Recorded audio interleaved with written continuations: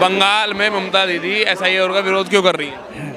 बंगाल में ममता दीदी एसआईआर का विरोध नहीं करेगी तो किसका करेगी? बंगाल में तो ममता दीदी लोकतंत्र का भी विरोध करती है। बंगाल में तो ममता दीदी संविधान का भी विरोध करती है। बंगाल में तो ममता दीदी हिंदुओं का भी विरोध करती है। बंगाल में तो ममता दीदी हिंदुओं के पूजा पाठ का भी विरोध करती है। बंगाल में तो ममता दीदी आरएसएस का विरोध करती है। बंगाल में ममता दीदी बजरंग दल का विरोध करती है। बंगाल में ममता दीदी विश्व हिंदू परिषद का विरोध करती है। बंगाल में ममता दीदी न जाने हमारे कितने हिंदू देवी देवताओं का भी विरोध करती है। लेकिन मैं फिर कहना चाहता हूँ, ये बंगाल की धरती है, ये क्रांति की धरती है। और बंगाल की क्रांति साहब ऐसी क्रांति है, और अगर बंगाल की जनता जाग गई ना तो ममता दीदी को बंगाल छोड़कर भागना पड़ेगा।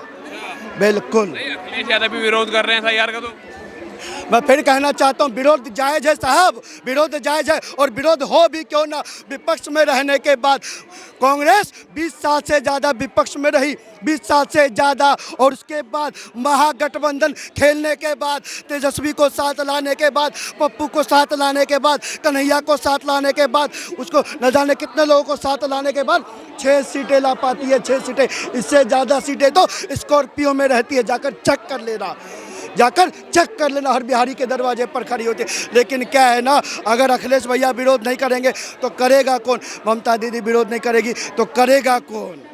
नहीं, वो तो बोल रहे हैं कि वो माँ माटी मानुस वाली है, उनको कोई हिला नहीं सकता बंगाल में से। देखिए, माँ की चिंता, माटी की चिंता किसको है, ये देश की जनता जानती है।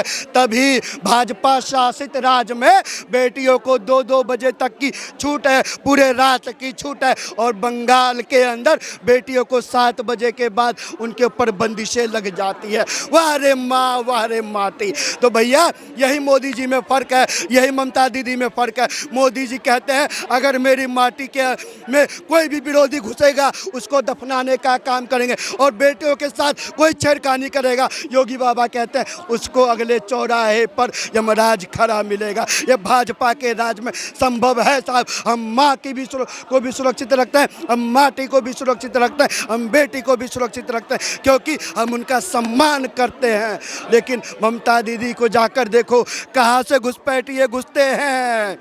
बेटियों का बलात्कार कहाँ होता है, संदेश खाली में बलात्कार कहाँ होता है साहब, ये पूरा बंगाल जानता है, पूरा देश जानता है। अब बताने की ज़रूरत नहीं है। मैं फिर कहना चाहता हूँ, सुभाष चंद्र बोस जी की धरती है, क्रांति की धरती है। और बंगाल ऐसी धरती है जहाँ से अगर एक बार क्रांति की आवाज़ उठ गई ना, वो धरती बगैर उन विरोधियों को भगाए बगैर चैन से नहीं बैठने वाली।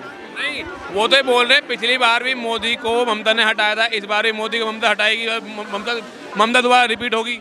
देखिए, मैं फिर कहना चाहता हूँ, रिपीट करना ना करना जनता के हाथ में है।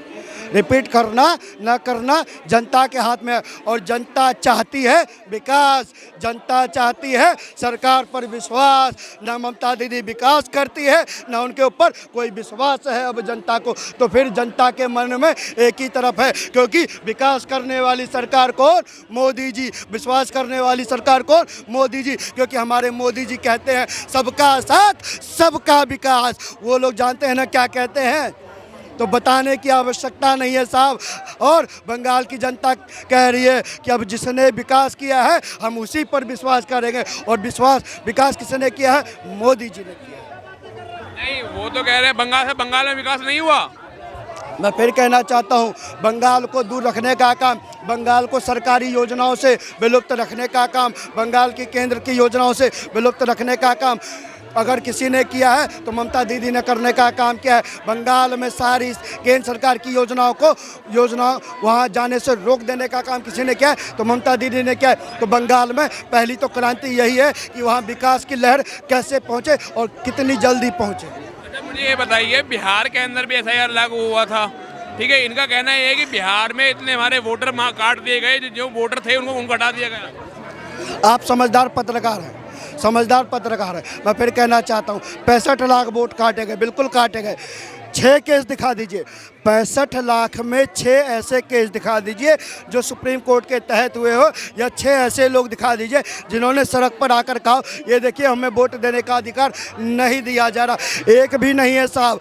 इसका मतलब कहीं ना कहीं 65 लाख लोग अवैध तरीके से वोटर के रूप में बने हुए थे। कुछ लोग तो ऐसे थे जो इस पृथ्वी पर पैदा ही नहीं हुए थे, उनका भी नाम इस वोटर लिस्ट में देने का काम किया था। तो फिर कह रहा हूँ, वोटर लिस्ट का काम होता है शुद्धिकरण करना, और इलेक्शन कमीशन शुद्धिकरण करने का काम कर रहा है। अच्छा, ममता का वोट बैंक है क्या? ममता दीदी का वोट बैंक क्या हो, ममता दीदी जाने, लेकिन भाजपा का वोट बैंक है हर एक देशभक्त। भाजपा का वोट बैंक है हर एक देशभक्त।